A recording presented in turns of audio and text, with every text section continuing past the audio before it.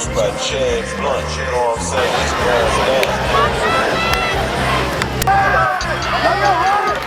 The 2023 football preview for West End Media, and we're here to break down public school, private schools, a few players to watch, and at the end we're going to give you the Power 10 ranking. And Jonathan's going to throw in his top 5 as well. So we're going to start things off with the public schools. In our coverage area, the big dogs are Region 8, 6A. A lot of good teams there, Jonathan. Absolutely. Who do you think will emerge the top when November comes? It's up for grabs, in my honest opinion, just because Bartlett's not returning their all-around Mr. Ragland at quarterback. They got Cam Alexander at quarterback. And Braylon, that's his cousin. So Right. he might have taught him a thing or two. Small world. Yeah, might taught him a thing or two. So, But me personally, I think it's up for grabs. But I really do think it could go down to that Bartlett-Houston matchup, just because it's a rematch of, does Houston want a little bit of revenge? Because Houston got back Chandler Day, Cisse, the running back, and they also added another running back from Lausanne that transferred in, Mr. Davis. So yeah. It'll be interesting, but I really do think deep down, maybe it could come down to, I'm gonna say Bartlett, just because one, their defense, and they've seen Chandler Day before in that offense. So when you got Devin Rutherford at corner, and you got a lot of players that are familiar with Houston on defense, the Bartlett defense is already familiar with Houston offense a little bit. I know Houston might be adding a different types of packages throughout the year because they get that 2-combo running back.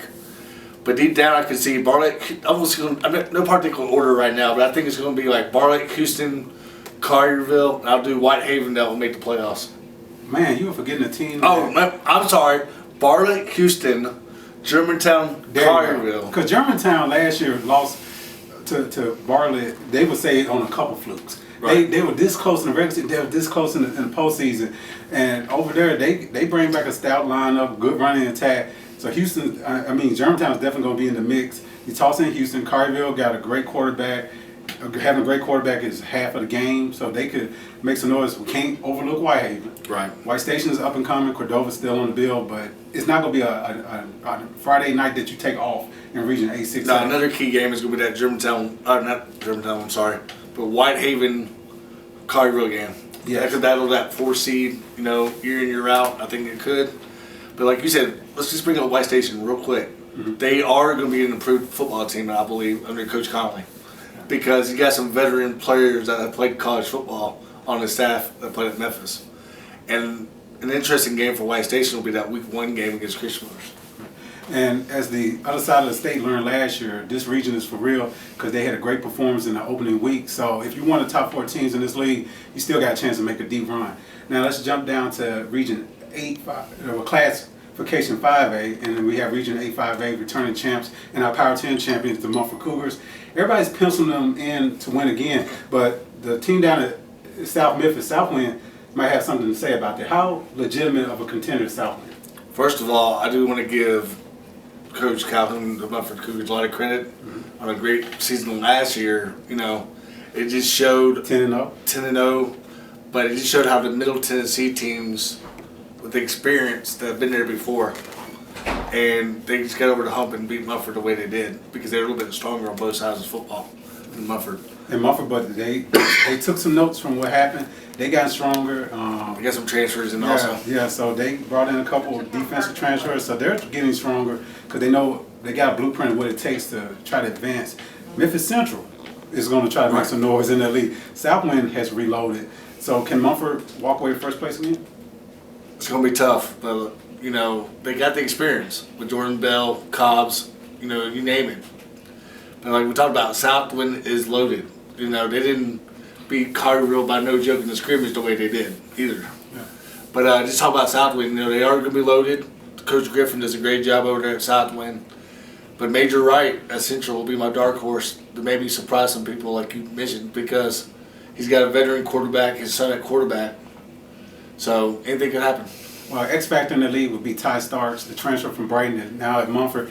If he can contain the running game and manage the ball against the Southwind, against the Memphis Central, Mumford could walk away with victories. And Region, now we drop down to 4A, Classification 4A, and in Region 8, 4A, the Millington Trojans, the team I follow week to week, they move up. Melrose has the title. They're going to try to hold on to it. Everybody said watch out for Craigmont. How you think that league will shake out? To be honest with you, I think Coach Bobo at Melrose it's probably the team to beat. Just because Coach Bobo's got a lot of experience on both sides of the football. They got a lot of veterans that have been there before. They put an non-conference schedule out of this world last year. They played Haywood just to get them ready for the postseason. I really think it could, like you said, Coach Michael and Millington, they could basically be battling for a home playoff spot, hopefully. Yeah. Because I know we talked about a little bit with other people with the Millington football team, but they got a veteran quarterback in Q back. They got Coach Michael's son kicking again. Chase Michaels, yeah. So they got, in general, experience also, but I think it's going to be up for grabs between Millington, Craigmont, and possibly Melrose as well. And it's going to be top three, no particular order, but it's going to be up for grabs. And then Ridgeway will definitely bring some tough competition. And a player to watch out that could win Defensive Player of the Year, Jonathan Dowdy. You can't measure hard. You can't, this kid gets out there, plays his behind off, and look for him to start at running back this year, also for the Millington Trojans. Now we take a look at Class 3A.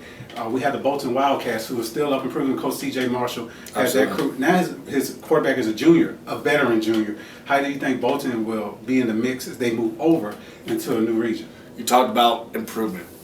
They wanted improvement year in, year out. They don't have the enrollment numbers, but like you said, I think with them going down to 3A is a better, not only a better for them, but better for Coach Marshall. I know they're going to be tough year in, year out, and they are going to play some tough competition, but hopefully Coach Marshall will get them better. And we like to a veteran quarterback too. And we like to welcome Lakeland Prep to Class 3A. They'll be in the league with Douglas, Bolton, and all those teams. I think they have like 8 teams. Watch out for Douglas in that league too. So yeah, so it's going to be a lot of action in 3A, and one of our area teams could make some major noise. We'll be back in a second to take a look at our.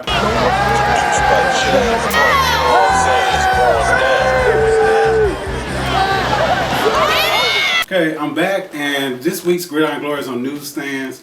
Well, not this week, this year's Gridiron Glory. The 2023 Gridiron Glory got the preview schedules, everything for all our area teams. And this is going to help me segue into like the new classifications that we're talking about with our private schools. So real quick, Division II, the big dogs of West Region, Briarcrest, Christian Brothers, and MUS will have to compete against Innsworth and Father RYNE. St. Benedict moves down to the middle division. So that tough league with MUS, everybody expects them to be back better than ever. Christian Brothers also present some tough tasks for the competition in that league as well. And Briarcrest, we'll see how good they are when they play Houston real early off in the season. So, hey, we'll know how good Briarcrest and will they be one of the big dogs. But I'm going to pick Innsworth in that league because it's just something about those teams closer towards the middle of the state. And then in the middle division of Division II, West Region, we have ECS, St. Benedict, who just joined with St. George's. They'll be competing against USJ, North Point, and Lausanne. Everybody's looking at Lausanne as the favorite in that league, and they will play a tough schedule. They even come down to Mumford later on in the season, so both those teams can stay playoff ready. But that's going to be a tough task, and St. Benedict might be ready to make some noise in that league. And then in the smaller schools of West Division, FACS, and Tipton Rosemar will join Fayette Academy, Hardin Academy, Jackson Christian, and Trinity Christian. And everybody's looking at Trinity. They, although their coach is down now at ECS, they still will be powerful. Jackson Christian is the team to beat in that league. And we're looking at Rosemar at FACS to maybe grab one of those playoff spots, hopefully win a home game so they can have in November. And that's a quick outlook of our private schools.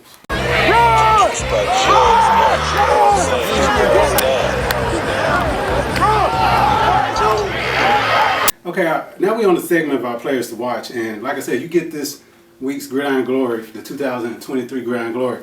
It tells you all that you need to know. Damon Cease, a Houston High School running back. He's going to share the backfield with Sully Davis, the Lausanne transfer, but he's the key to that offense. He's having a good night. The Mustangs are going to have a good night. The returning MVP of that region, looking to pick up that award again. Jamari Morrow at Germantown, he's looking to pick up where the team left off last year. They graduated Isaiah Tate. The show is his this year. Hard to catch, as you can see from this picture, with Snap over there at Bartlett trying to drag him down. He's going to be a tough get this year for Germantown. Chandler Day, the dual threat, quarterback, can run, can pass it. People say he's better at baseball, but he's pretty good at football too. So Chandler Day, only a junior. Got to watch out for him. You know, Collierville, they got the big time prospect over there who Missouri is signing. But as we go to the inside of this Gridiron Glory, and we take a look at players that I'm more familiar with in my coverage area. Jordan Bell at Mumford High School, another dual threat quarterback in the area. Watch out for him. Led the team to 11-0 start last year and still got weapons like Isaiah Cobb, the Washington State commitment. You can get the ball out in open space to him. It's going to be lethal. Cade Croson at Brighton. Let's watch out for him. Suffered a broken leg in the second game of the year last year. He's out to prove something. Got a lot of D1 offers from Arkansas State, places like that. He's out to validate that. I mentioned Jonathan Temple Dowdy right there, the kid that you can't measure his heart, but the numbers are going to show up at the end of the year. Look for him to be explosive in the offense this year. McCord Pugh, a quarterback, good arm, even better runner. He's gotten really good at that read option. He's going to be a lethal weapon.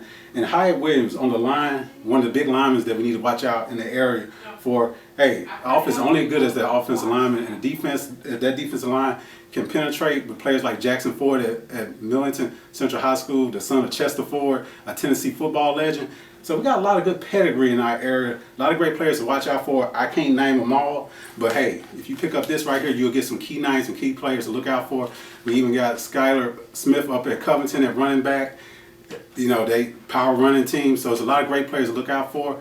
Wide receivers and everything in the area. So Jay, and if you got a good player or two that you're looking out and you see, drop some information to us at West 10 Media on YouTube. Leave it in the comments, and hey, we'll make sure we're profiling.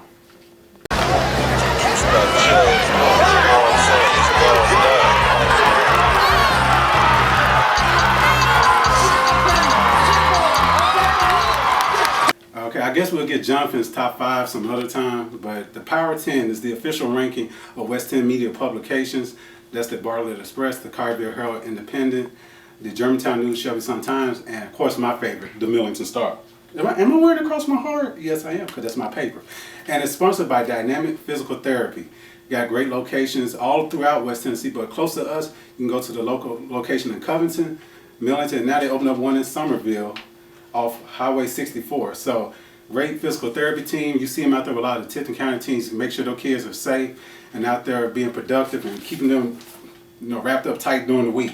So our preseason rankings. At number 10, we had the St. Benedict Eagles. Like I said, they move into a new league. They have a chance to kind of prove themselves, not go against those powerhouses like MUS, Christian Brothers, Innsborough, Briarcrest week after week. So now they're going against competition that they are more favorable towards. They start off with a tough contest to see where they are against our number 9 team, the Millington Trojans. Millington Trojans bring back a lot of veterans, a lot of experience. Went 7-5 last year. They're in the new league. They move up. So the Craigmont, Ridgeways, the Melroses of the world, it's going to be tough competition for them to stay in that top 10. And they got a tough M&M Bowl August 25th against the Mumford Cougars. So they'll be battle tested right off the bat. Number 8, the Christian Brother Purple Wave.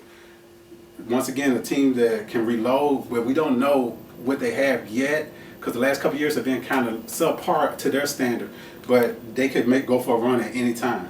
Number 7, the Covington Chargers. I expect this team to move up high in the rankings by the end of the year, because they seem to click towards the later part of the season. They start off with their rivals, the Mumford Cougars, at Mumford Friday night, August the 18th. So if they can pull off a win there, it will be an upset, but it also shows you that they should really move up in the rankings. Number 6, MUS Owls. Everybody kind of has them a couple legs up above Christian Brothers, and they've been kind of teetering backwards the last couple of years to their standards, but still a very quality program, quality team, and look for them to try to make some noise and show everybody that they're back and make it a long run to Chattanooga. Now our top 5. And it's going to have a Region 8 6A feel to it. Number 5, the Collierville Dragons. Proven quarterback, good defense. Coach Riccone calls good plays, gets the team in good situations. If they get a couple key wins, they can validate a top 5 ranking. The Germantown Red Devils, power running game. They do have to replace Isaiah Tate at quarterback. Then they have to replace a solid kicking game. Your Mr. Football kicker is gone. You do have to replace that special teams play, but they have great line play, solid defense. They can be a real lethal team all season. Number 3, the Houston Mustangs. Coach James Thomas has the Thunder and Lightning backfield. Chandler Day, intelligent quarterback with weapons on the outside. The offense is solid, but the key to them being a top 3 team, the middle of their defense. A lot of experience there. Expect for them to be tough all year, and it's going to be hard to score on them. Number 2, the Bartlett Panthers. You bring a team that is coming off a state semifinal finish. played a tough game against Beach. They do lose their quarterback, but they still got a lot of key players coming back. And then you add Chris Smith, who authored 2 undefeated teams at Germantown, a couple undefeated teams at Haywood. It seems like that's a marriage made in heaven.